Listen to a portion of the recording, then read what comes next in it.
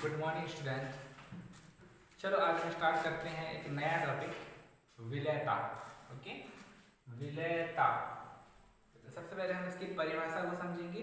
विलेयता होता क्या है और विलेयता पर किन किन कारकों का प्रभाव पड़ता है। ठीक है, चलो तो परिभाषा देखो इसका। किसी पदार्थ, मैं बता रहा हूँ आप लोगों को विलेयता का परिभाषा। किसी पदार्थ अर्थात वो विलय हो सकता है। ओके, किसी पदार्थ की वह अधिकतम मात्रा जो निश्चित ताप पर विलायक की निश्चित मात्रा में घुली रहती है, विलेयता कहलाती है। फिर से मैं रिपीट कर रहा हूं, ध्यान देना। किसी पदार्थ की वह अधिकतम मात्रा जो निश्चित ताप पर विलायक की निश्चित मात्रा में घुली रहती है, विलेयता कहलाती है। अर्थात कोई भी विलय पदार्थ किसी विलायक की निश्चित मात्रा में खुली हुई होती है। ठीक है, चलो अब ध्यान देना यहाँ पर विलेयता का जो मान निकलता है हमारा।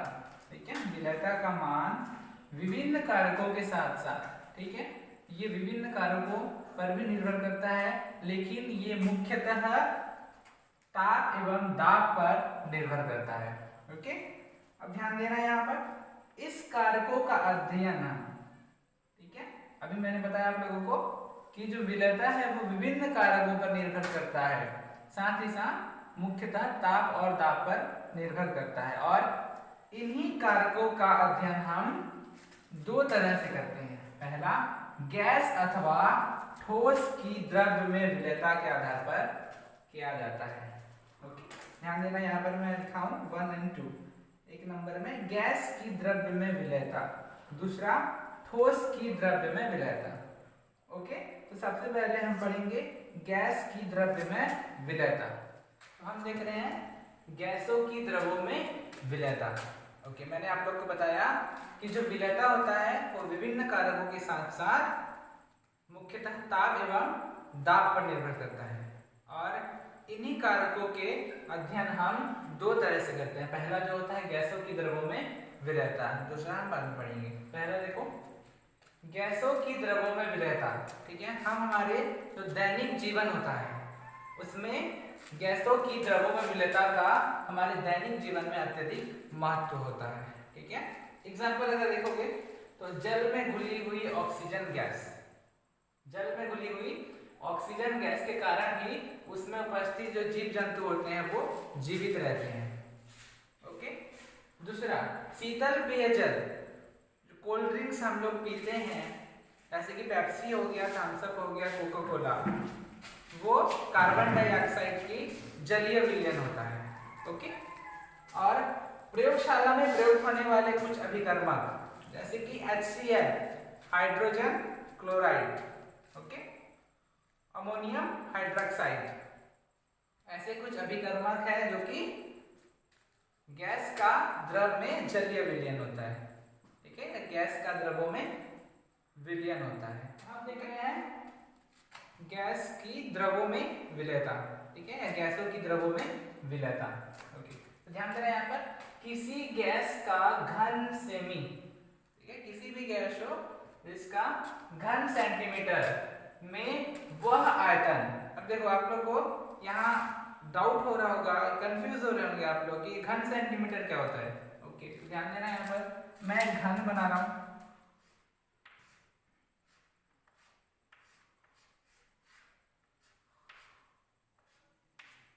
ठीक है, ये है एक घन। ठीक है, ये है एक घन। अब घन सेंटीमीटर, ठीक है, तो 1 स्क्वायर, देखो 1 स्क्वायर, इसका जो लंबाई चौड़ाई जितना होगा वो इक्वल होगा, बराबर होगा 1 स्क्वायर फीट का जो हम घन लेते हैं वो 1 घन सेंटीमीटर होता है। ओके, अर्थात लंबाई, चौड़ाई और जो ऊंचाई होता है, ठीक है, वो तीनों इक्वल होता है, बराबर होता है। ओके, यहाँ पर ध्यान देना ये घन है जिसका आयतन जो है लंबाई, चौड़ाई और ऊंचाई तीनों बराबर होता है। ठीक है, और इसी को हम बोलते हैं घन सेंटीमीटर क्यूब। ठीक है, सेंटीमीटर क्यूब या घन सेंटीमीटर। ध्यान देना। देखो 3, या तो ऐसे लिख सकते हो इसको घन सेंटीमीटर या सेंटीमीटर क्यूब। ओके चलो, तो अब ध्यान देना यहाँ पर किसी गैस का घन सेंटीमीटर अर्थात ये आयतन, ठीक है, लंबाई चौड़ाई बराबर होना में वह आयतन, ठीक है, ये आयतन, इतना आयतन को बोल रहा हूं मैं, जो दिए हुए ताप पर जितना भी टेम्परेचर दिया हो, ठीक है, 1 degree Celsius, 2 degree Celsius, 23, 24 degree Celsius, जो भी दिए हुए ताप पर एक एटीएम दाब, एक वायुमंडलीय दाब पर विलायक के 1 घन सेंटीमीटर, 1 घन सेंटीमीटर मतलब समझ में आ गया होगा आप लोगों को, विलायक के 1 घन सेंटीमीटर में घुलकर संतृप्त विलयन बनाता है, गैस की विलयता कहलाता है या अवशोषण गुणांक कहलाता है। फिर से मैं रिपीट कर दे रहा हूं, ध्यान देना, किसी गैस का घन सेंटीमीटर में वह आयतन अर्थात इतना आयतन जो दिए हुए ताप पर एवं एक वायुमंडलीय दाब पर विलायक के 1 घन सेंटीमीटर, मतलब विलायक का भी यहाँ पे 1 घन सेंटीमीटर होगा, में घुलकर संतृप्त विलयन बनाता है, गैस की विलयता अथवा अवशोषण गुणांक कहलाता है। इसे अल्फा से व्यक्त करते हैं, ठीक है, अल्फा से व्यक्त किया जाता है, ठीक है। ये था हमारा द्रवों का, गैसों का द्रवों में विलयता, उस परिभाषा के रूप में हम आप लोग को समझा। किसी गैस की द्रवों में विलयता को प्रभावित करने वाले कारक, ठीक है। पहला देखो गैस तथा द्रव्य की प्रकृति, गैस तथा द्रव्य की प्रकृति, दूसरा विलायक की प्रकृति, तीसरा अशुद्धियां, चौथा तापक्रम, पांचवा दाब, ठीक है। इस प्रकार ये 5 जो कारक होता है, ठीक है, वो किसी भी गैस की द्रव्यों में विलयता को प्रभावित कर सकता है, जिसमें से सबसे पहले हम लोग समझेंगे गैस तथा द्रव्य की प्रकृति को। ओके,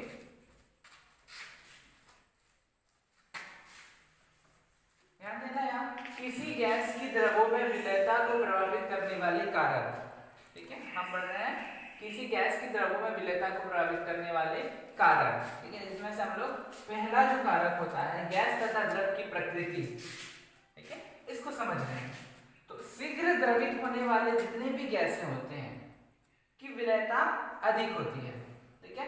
एग्जाम्पल है कुछ ध्रुवीय गैसें जैसे HCl acid, hydrochloric acid, ammonia, carbon dioxide, ठीक है, ये जल्दी ध्रुवित होने वाले गैसेस हैं या ध्रुवीय गैसें होते हैं, ठीक है, जो जिसकी विलयता अधिक होती है, या जब ये जल के साथ अभिक्रिया करते हैं या जल के साथ मिल करके जल्दी आयनित हो जाते हैं। तो इसका हम कुछ एग्जांपल लेते हैं यहाँ पर, जिसका हम जल के साथ अभिक्रिया को देखेंगे, ठीक है। HCl हाइड्रोक्लोरिक एसिड जल के साथ अभिक्रिया करके आयनित हो जाती है, अर्थात H3O प्लस आयन और क्लोरीन माइनस आयन में परिवर्तन हो जाती है, आयनित हो जाती है, ठीक है।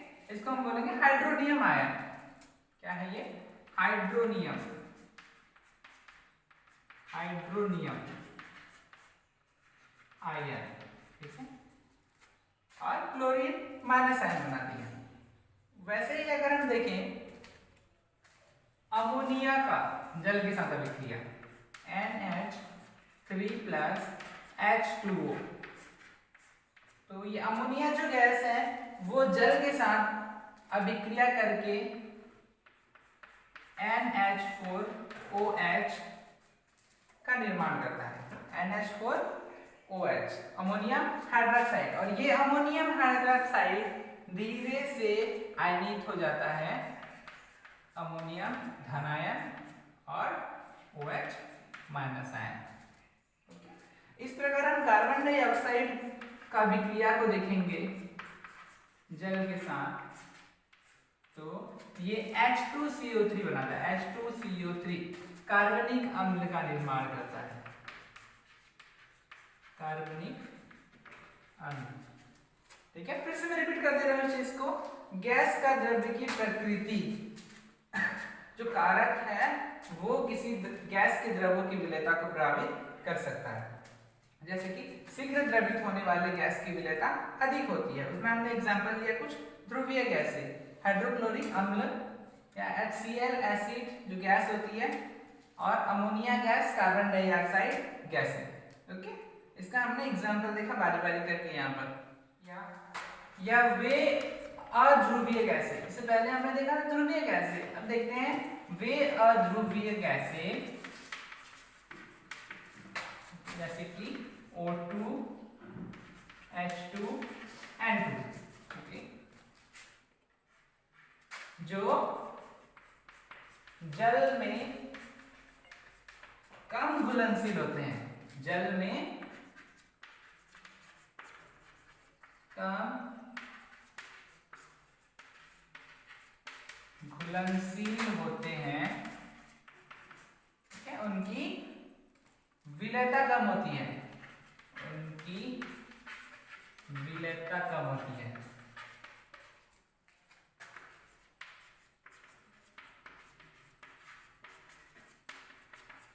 ओके, यहाँ पर ध्यान देना, जो ऑक्सीजन है, ठीक है, ये इसकी विलेयता जल में कम होती है, परंतु ठीक है, रक्त होता है, जो हमारे बॉडी में रक्त होता है, ठीक है, रक्त में इसकी विलेयता अधिक होती है, रक्त में इसकी विलेयता अधिक होती है। अब सोच रहे होंगे आप लोग कि ऐसा क्यों, रक्त में इसकी विलेयता अधिक क्यों होती है? ठीक है, क्योंकि हमारे जो रक्त है, हमारा जो ब्लड है, उस ब्लड में हीमोग्लोबिन पाया जाता है, Hb, ठीक है, हम बोलते हैं हीमोग्लोबिन को Hb, हीमोग्लोबिन, ठीक है, और इस हीमोग्लोबिन के साथ जुड़ करके ऑक्सीजन जो है ऑक्सी हीमोग्लोबिन बनाता है, ऑक्सी हीमोग्लोबिन, ठीक है, और इसी ऑक्सी हीमोग्लोबिन बनाने के कारण इसका रक्त में विलेयता बढ़ जाता है। ओके,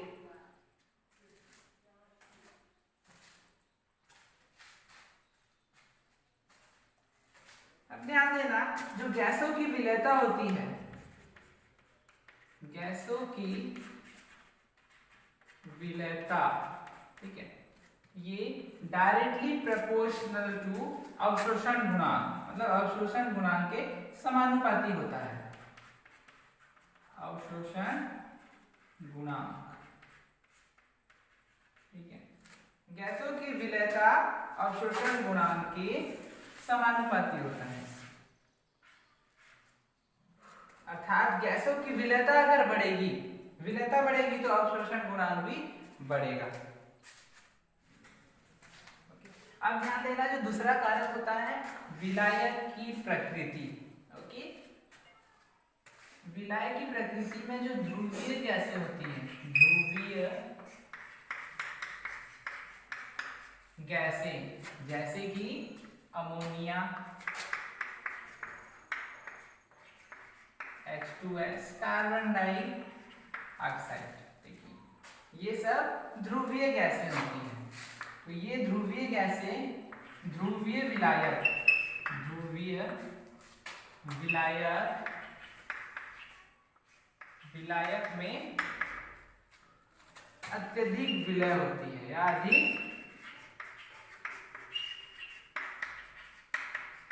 की विलयता अधिक होती है, परंतु कार्बनिक विलायक, परंतु कार्बनिक विलायक जैसे अल्कोहल, अल्कोहल में विलयता कम होती है।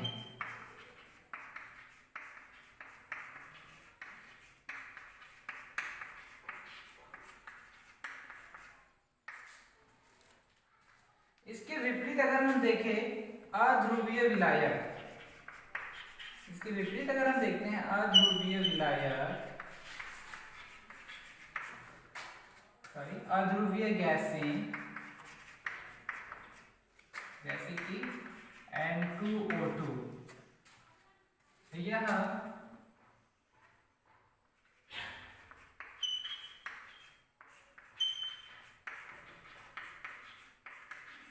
ध्रुवीय विलायक में विलयता कम होती है।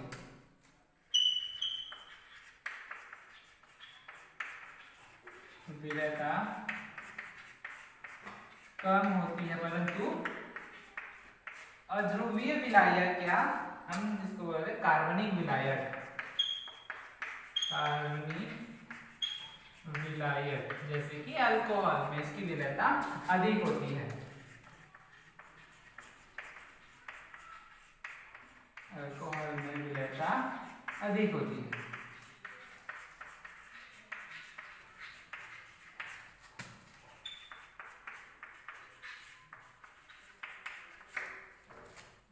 तो ये था हमारा जो दूसरा कारक जो किसी भी गैस के द्रव्यों में विलयता को प्रभावित कर सकती है, विलायक की प्रकृति। इसके बाद हम लोग तीसरा कारक देखते हैं। तीसरा कारक है अशुद्धियां।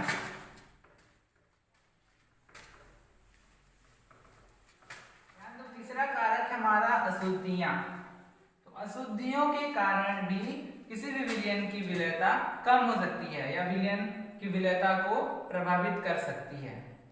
जैसे कि शुद्ध जल की अपेक्षा, शुद्ध जल की अपेक्षा KCl या डाइसोडियम सल्फेट युक्त जल में कार्बन डाइऑक्साइड CO2 की विलयता कम होती है।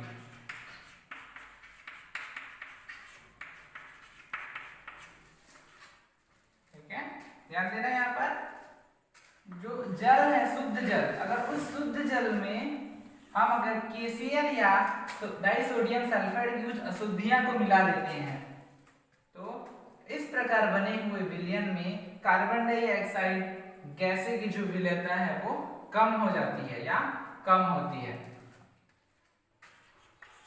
चौथा, तापक्रम।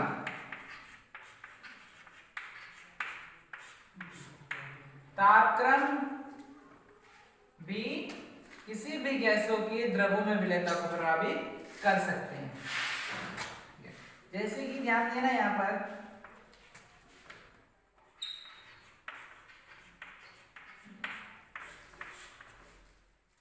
किसी भी विलयन में ताप बढ़ाने पर, ठीक है, उसकी विलयता जो है कम हो जाती है। कारण जब भी हम ताप बढ़ाते हैं किसी भी विलयन में तो वो उबलने लगता है या वाष्प के रूप में जो गैस है वो बाहर निकलने लगते हैं। ओके, वाष्प के रूप में, विलयन में वाष्प के रूप में गैस बाहर निकलने लगते हैं।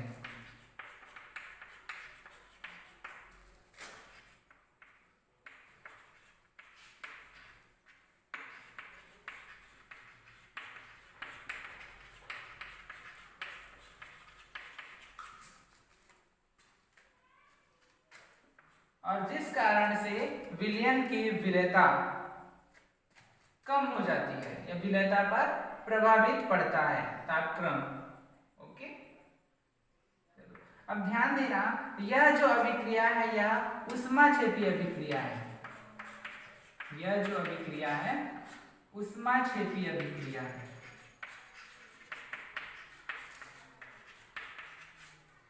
ऊष्माक्षेपीय अभिक्रिया अर्थात ऊष्मा का बाहर निकलना। ठीक है,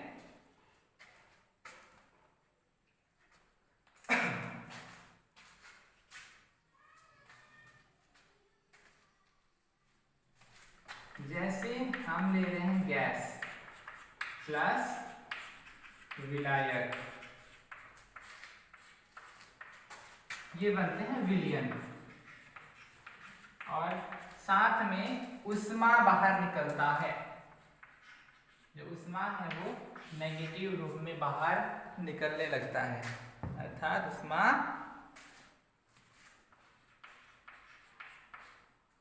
का उत्सर्जन हो रहा है, यहाँ पर ऊष्माक्षेपीय अभिक्रिया कहलाता है। ओके,